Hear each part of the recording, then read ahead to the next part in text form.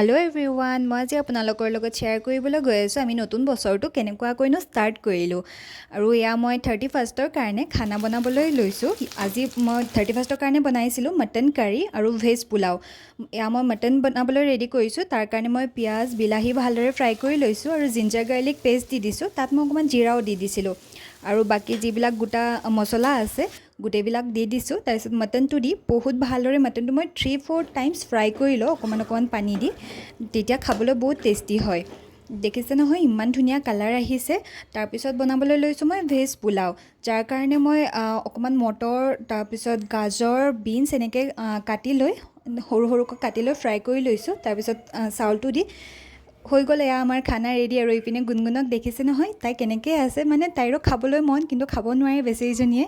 তাৰপিছত next day আমি গ'লোঁ মন্দিৰলৈ আৰু মন্দিৰত ইমান বেছি দীঘলীয়া লাইন আছিলে নহয়। এনেকৈ আমাৰ নতুন বছৰটো ষ্টাৰ্ট হৈ গ'ল। ষ্টাৰ্টিং আমি মন্দিৰৰ পৰাই কৰিলোঁ।